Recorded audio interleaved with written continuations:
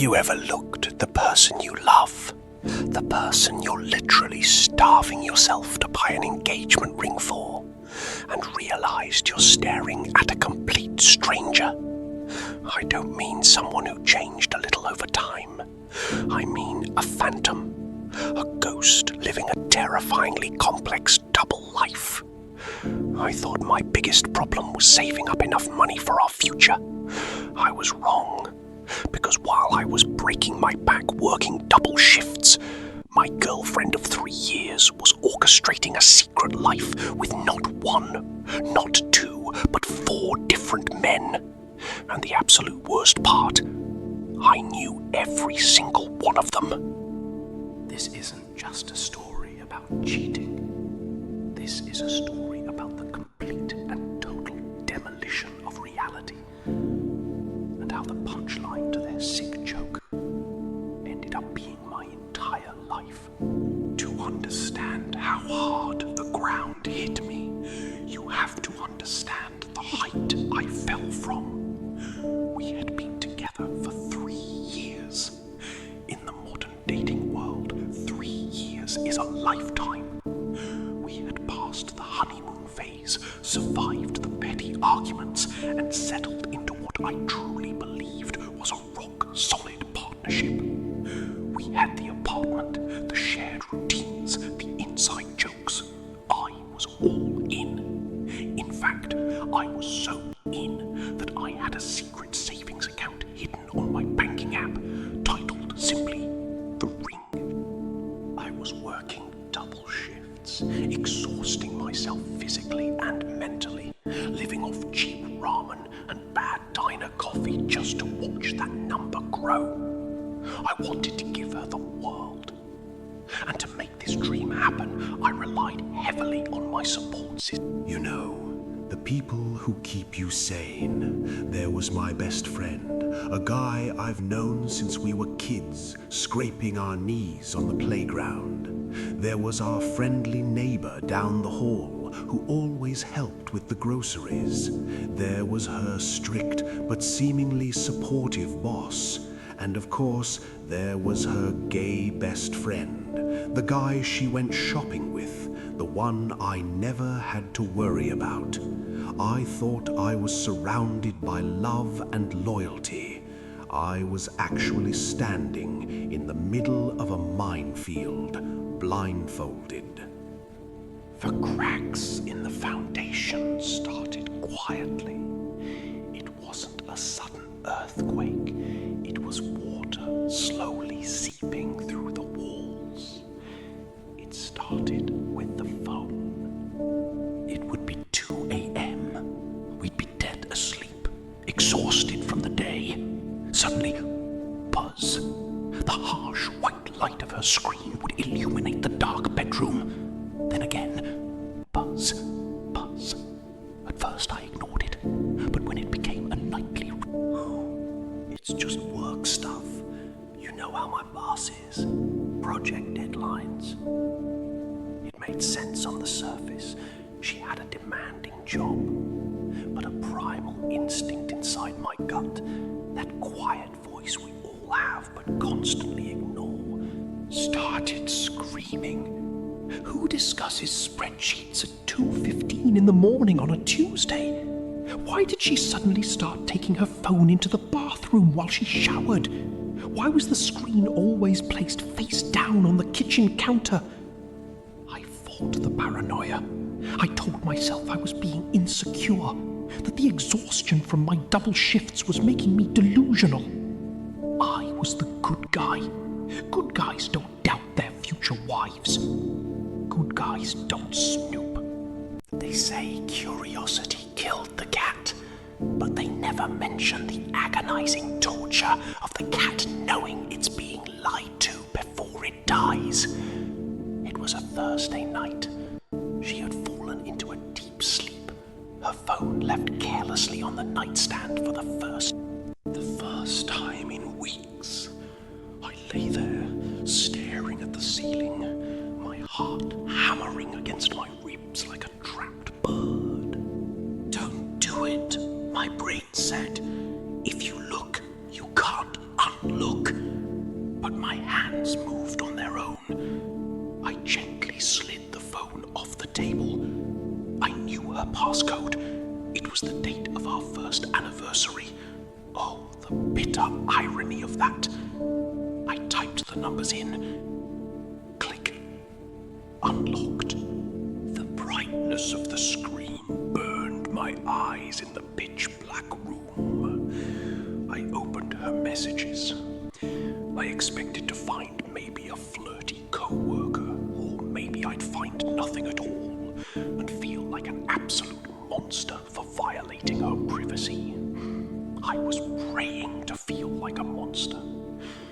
But as my eyes adjusted to the text on the screen, the air was violently sucked out of my lungs. My reality didn't just crack, it shattered into a million jagged pieces. It wasn't one guy. I scrolled down, my thumb shaking uncontrollably. 4. There were 4 different, active, deeply inappropriate chat threads. And the names attached to these threads. They were the people who sat at my dining table. Thread 1. Her boss. The work emergencies at 2 a.m. Yeah, they were planning hotel meetups and discussing what she was going to wear for him in his office after hours.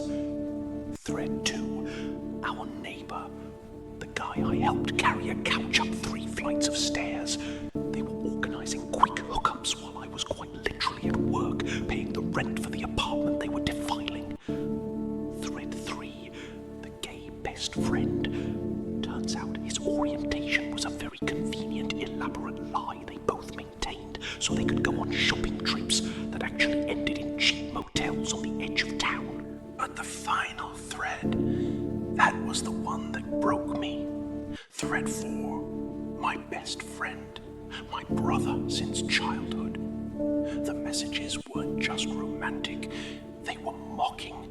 They were sharing pictures I never want to see again, and in between them, they were making jokes about me, making fun of how hard I was working, laughing at how tired I looked, laughing at how clueless I was. For 8 months, I was the punchline to a joke told by the woman I loved and the man I trusted most in this world. When your world ends, you expect explosions. You expect dramatic tears, screaming matches, falling to the knees, begging for forgiveness. That's what the movies promise us. I woke her up right then and there. I didn't yell. I just stood at the foot of the bed, holding the glowing phone, and told her I knew everything. Boss, neighbor, fake friend, best friend. I laid it all out. I waited for the panic to set into her eyes. I waited for her to realize the magnitude of the empire she had just burned to the ground. She rubbed her eyes, looked at the phone, looked up at me, and she smiled. And then she actually laughed. It wasn't a nervous laugh. It was a cold, amused chuckle. She leaned back against the headboard and sighed. Well, took you long enough to figure it out. No remorse, no guilt, just pure, unadulterated apathy.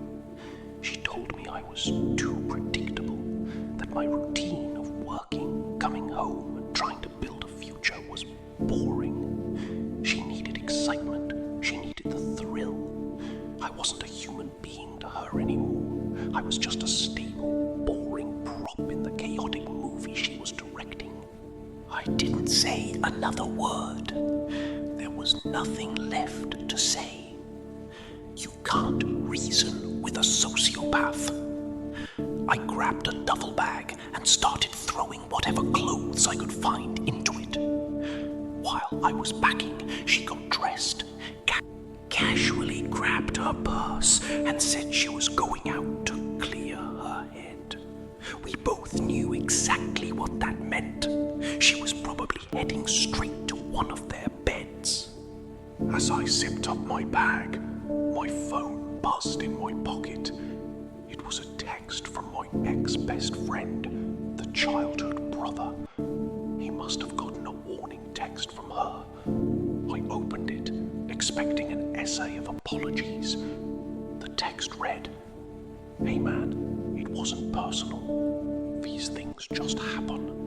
These things happen. Like spilling a cup of coffee. Like catching a cold. Not systematically destroying a man's life behind his back for nearly a year."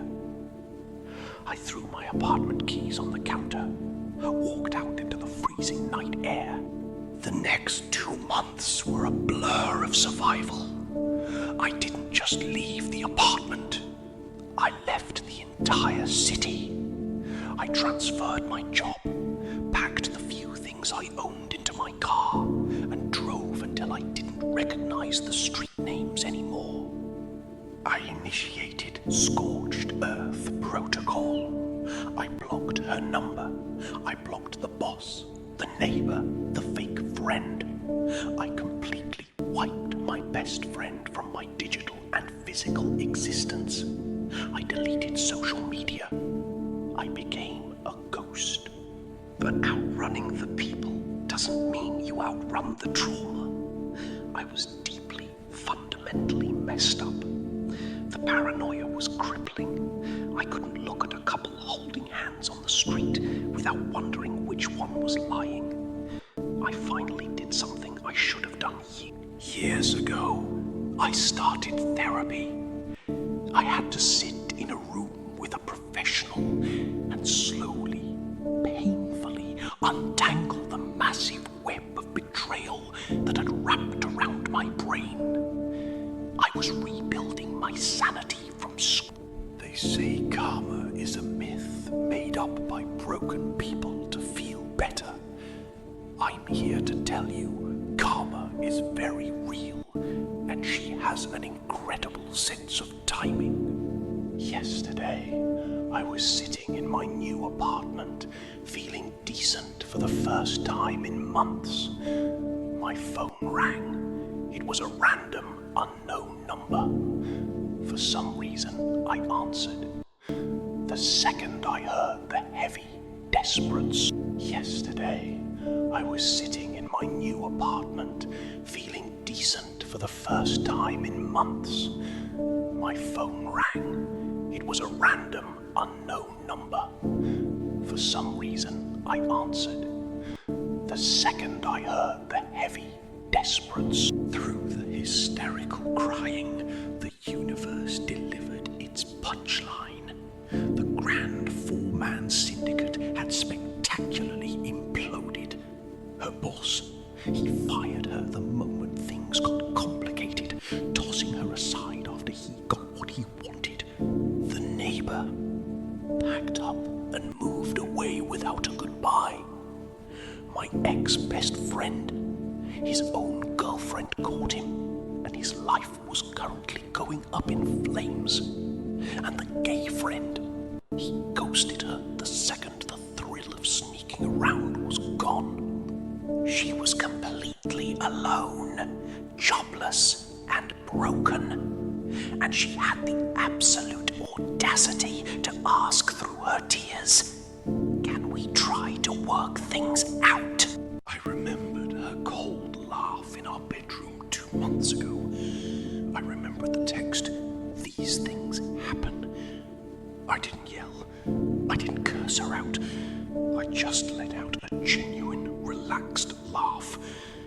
"Some things," I said into the receiver, "you just can't fix." And I hung up the phone. If you're watching this and you're going through hell right now, keep walking.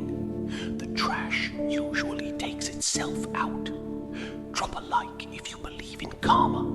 Subscribe for more unbelievable true stories. And let me know in the comments,